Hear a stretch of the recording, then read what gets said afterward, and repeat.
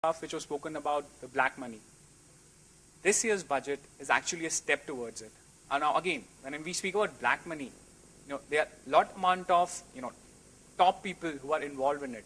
So what Pranabda has tried to do is, slowly but steadily he's trying to get those things or get them into the net of tax.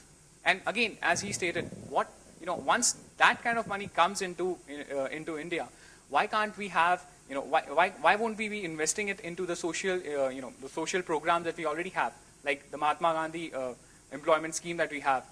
Again, the food security bill which just came out. Again, there was huge, humongous uproar about it, whether we will be able to support it considering the fiscal deficit we have. Now, if all that money comes in, don't you think the poor is the one who's going to get benefit out of it? Yeah, but if we were talking about steps, if it is one step forward and two steps back, and a tougher budget next year, and so on, if that's going to be the route, and then somewhere some budget has to stop this trend, right? So that's something which I was trying to. So the irony in India is that you have to take this whole coalition family together. You see what happened to Trivedi ji. He tried to be tough. He had to be removed. Can anyone be tough? Yeah, maybe each one of us staying out here. Maybe at some point of time we'll take up politics. Maybe we'll drive this issue forward. But till then we'll have to wait, and we just have to be hopeful. Another point in terms of increasing taxes and decreasing this, the point is it's our country, so the money has to come out for our pockets. If there is some spending done, it has to be raised from somewhere. So if he's going to give us, rebate in some point, he's going to take it from us. So if you see this budget, if he's increased the income tax exemption slab, he's also reduced the exemption under Section 80D and 80CC in terms of the life insurance. First it was of 20%, now it's of 10%. In terms of, he's also gotten that 5,000 rupees in terms of expenses which can be exempt of tax for pre-medical. But the limit of that remains the same of 15,000. So if he's giving it to me, if he's giving me some thing on one hand, he's also taking it from the other hand, which is a part and parcel of the budget. Just to add, sorry guys, we won't take much of the time. My professor tends to tell one thing. This whole act of FM or the finance ministry is, you can compare it that of a magician's. They say that now you see it, now you don't. You might ask the question where it went. The government will say it got spent. You'll ask the question then, spent where? In the finance ministry say, you spent it on the infrastructure. And then you're baffled and you say, infrastructure? Where is the infrastructure? That is what happens. They take in one hand, but the money just moves away. So, FRMB Act, it was supposed to make them responsible. What has the government done? 3 years rolling period. They have just bought time, more time, so that they can set their house they can set their house in affairs. Maybe the government wants to wait. Say after 2014, maybe we'll come into power, and again what we'll do? We'll say that yes, it was our government who implemented this FRMB Act. So another important focus, as Sir said, out of 65 union budgets, we only remember 10 of them. Why?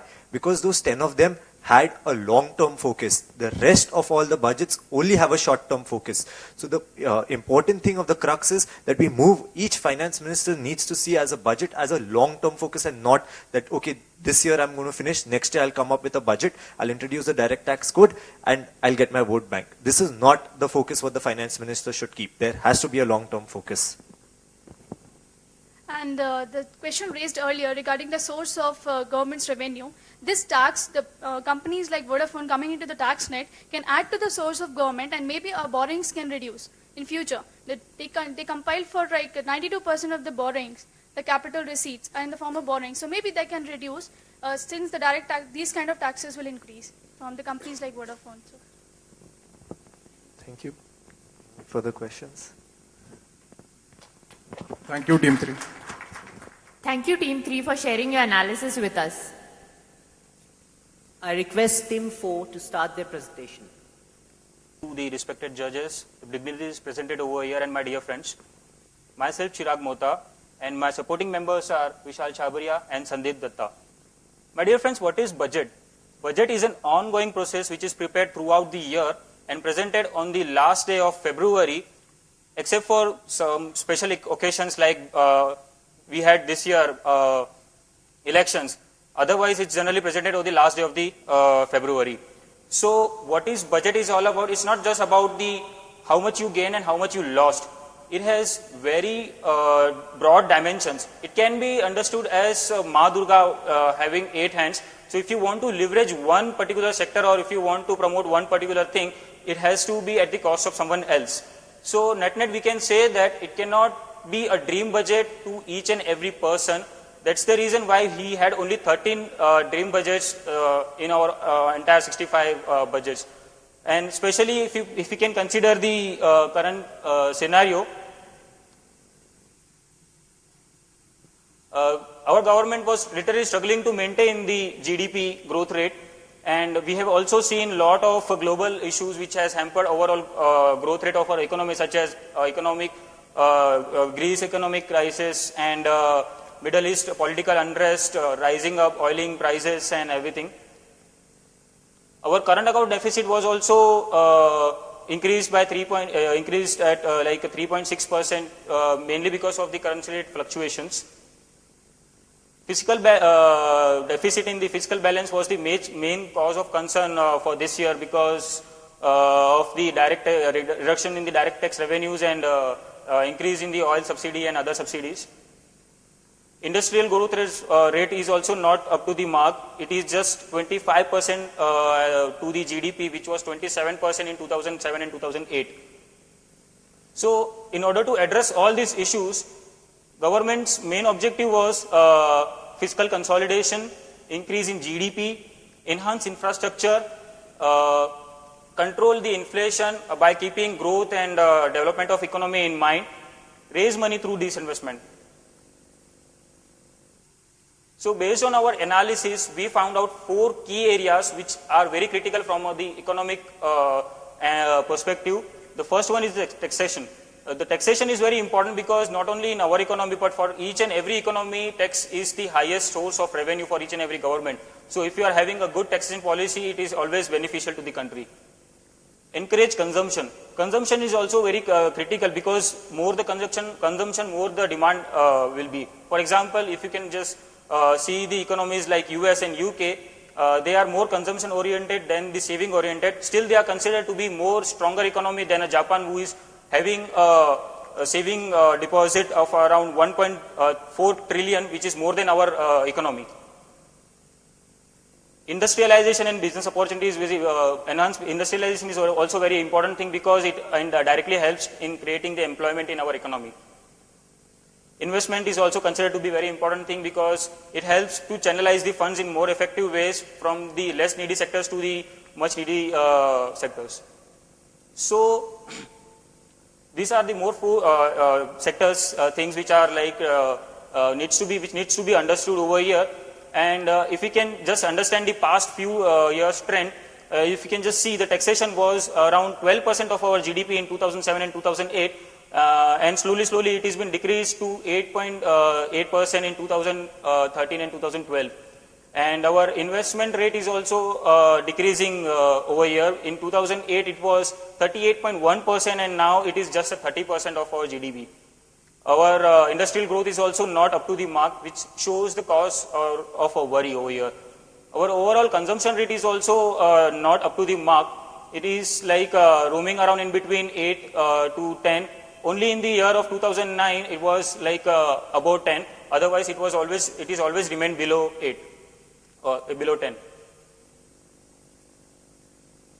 So the thing which I would wanted to highlight over here is that these are the 4 basic pillars or the main 4 persons who takes the entire burden of our economy. These are none other than the taxpayer, investors, consumers, and the businessmen. There has to be done something to make their position more strong, and let's analyze the budget from the perspective of all these 4 persons, what the government has done and what it could have done. Thank you, Chirag. Further, I will be continuing with what exactly budget 2012 has for the 4 segments, 4 persons which I have mentioned by Chirag. For the consumers, as you all are aware that the subsidy has been reduced. In fuel, it's 36.4% from the previous year, and in fertilizers, it's been 9.3% from the previous year. the exact impact on this will be that the prices of fuel will be rising, and there are chances that the diesel may be getting deregulated. In case of fertilizers, the prices of urea will be get affected, and at the end, the consumer has to bear the cost of this. Now, the second, as all you are aware of, that the service tax has been increased from 10% to 12%, except the 17 negative list, which is being deducted from the service tax. But to note that there are some services which this negative list has, like RBI services. But we need to know that RBI doesn't cater to the an individual. So putting that services in negative list is of no use. Further is that when you go and purchase gold or jewelry or bullion in cash about rupees 2 lakhs, you have to pay 1% TCS, that the tax will be collected at the source. Now that's for investors. As you all are aware, this is a new Rajiv Gandhi investment scheme, which is with bigger terms and condition, where you have to, the new retail investors have to invest up to 50,000, and the income should be between 1 lakh and below 10 lakh. Then only they can get a exemption. Now, second is our immovable property under government, all thanks to TDS. As you all aware that when you are buying any immovable property, you will have to pay 1% TDS, and after showing that challan, you will be able to register and pay stamp duty for that purchase.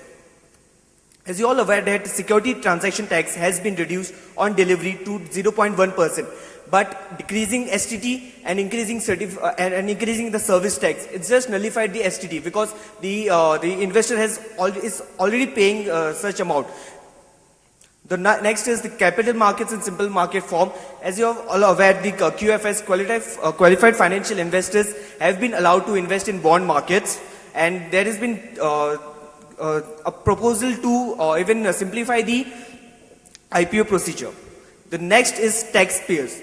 For taxpayers, most of you sitting here who pays tax, the first thing